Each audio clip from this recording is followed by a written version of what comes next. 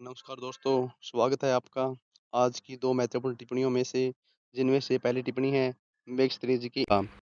Megasthenes एक यूनानी राजदूत था, जिसे सेल्यूकस निकेटर ने मौर्य सम्राट चंद्रगुप्त मौर्य के दरबार में भेजा था। भारत में अपने प्रवास के दौरान उसने यहाँ के राजनैतिक, सामाजिक तथा आर्थिक जीवन का गहन अध्ययन किया और अपने अनुभवों के आधार पर इंडिका नामक प्रसिद्ध ग्रंथ की रचना की। यद्यपि यह ग्रंथ आज पूर्ण रूप में उपलब्ध नहीं है, फिर भी अन्य लेखों के उद्धरणों के माध्यम से इसकी महत्वपूर्ण जानकारी प्राप्त होती है। यह मौर्यकालीन भारत के इतिहास का एक प्रमुख विदेशी स्रोत माना जाता है। इंडिका में मेगस्थनीज ने पाटलिपुत्र नगर की भव्यता, उसकी सुदृढ़ किलेबंदी तथा सुव्यवस्थित प्रशासन का विस्तृत वर्णन किया है। उसने भारतीय समाज को विभिन्न वर्गों में विभाजित बताया तथा उनके कार्यों का उल्लेख किया। इसके अतिरिक्त उसने कृषि, व्यापार, उद्योग और आर्थिक समृद्धि का भी वर्णन किया, जिसे उस समय भारत की उन्नत आर्थिक स्थिति का पता चलता है। उसने न्याय व्यवस्था, प्रशासनिक संगठन, सेना तथा शासन प्रणाली की प्रशंसा की। यद्यपि उसके कुछ विवरणों को अतिरंजित या त्रुटि माना जाता है, फिर भी इसके अधिकांश वर्णन इतिहासकारों के लिए अत्यंत उपयोगी सिद्ध हुए। विदेशी दृष्टिकोण से लिखे जाने के कारण इंडिका का ऐतिहासिक महत्व और भी बढ़ जाता है। निष्कर्ष इस प्रकार, मेगस्थनीज की इंडिका मौर्यकालीन भारत के राजनीतिक, सामाजिक, आर्थिक तथा प्रशासनिक जीवन को समझने का एक महत्वपूर्ण और विश्वसनीय ऐतिहासिक स्रोत है। तो दोस्तों, हमने जो ये टिप्पणियाँ बनाई बिल्कुल एग्ज़ाम ओरिएंटेड मोड में बनाई है। आप बिल्कुल बिल्कुल ऐसे इनको लिख सकते हो, एग्ज़ाम में आपको अच्छे नंबर मिलेंगे। नेक्स्ट जो टिप्पणी इंपॉर्टेंट है, संगम साहित्य है।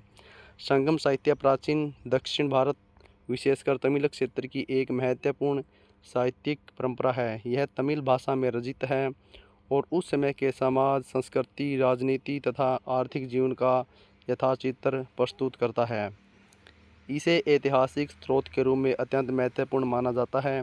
परंपरा के अनुसार इसका संबंध 3 संगमों से माना जाता है, जिसमें अनेक कवियों ने विभिन्न विषयों पर उत्कृष्ट रचनाएं की। संगम साहित्य को 2 मुख्य भागों में विभाजित किया जाता है: अकम, प्रेम एवं निजी जीवन, और पुरम, युद्ध, राजनीति और सार्वजनिक जीवन में विभाजित किया जाता है। इससे तात्कालिक समाज के व्यक्तिगत और सार्वजनिक जीवन की स्पष्ट जानकारी प्राप्त होती है। इसमें चोल, चेर और पांड्या जैसे शक्तिशाली राजाओं का उल्लेख मिलता है, जो दक्षिण भारत की राजनीतिक स्थिति को समझने में सहायता करता है।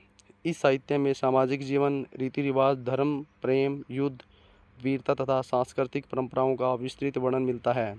साथ ही समुद्री व्यापार और रोमन साम्राज्य के साथ व्यापारिक संबंधों का उल्लेख उस समय की आर्थिक समृद्धि को दर्शाता है। इसीलिए संगम साहित्य दक्षिण भारत के इतिहास के अध्ययन का एक महत्वपूर्ण और विश्वसनीय स्रोत माना जाता है। निष्कर्ष में लिखेंगे इस प्रकार, संगम साहित्य दक्षिण भारत के इतिहास, समाज, संस्कृति, राजनीति तथा आर्थिक जीवन को समझने का एक अत्यंत महत्वपूर्ण और प्रामाणिक ऐतिहासिक स्रोत है। तो दोस्तों, आज हमने जो टिप्पणियाँ की हैं, एग्ज़ाम के पॉइंट ऑफ व्यू से बहुत इंपॉर्टेंट है। दोनों सेशन में आपको देखने को मिलती है टिप्पणियाँ। 10 नंबर के लिए बहुत अच्छा है। तो दोस्तों, अगर आपको हमारी वीडियो पसंद आती है तो उसको लाइक ज़रूर करें। वीडियो के कमेंट में PDF लिखें, आपको फ्री ऑफ कॉस्ट इसकी PDF प्रोवाइड करवा दी जाएगी। अपने दोस्तों के साथ शेयर ज़रूर करें। चैनल को सब्सक्राइब करना ना भूलें। वीडियो देखने के लिए धन्यवाद दोस्तों। जय हिंद, जय भारत।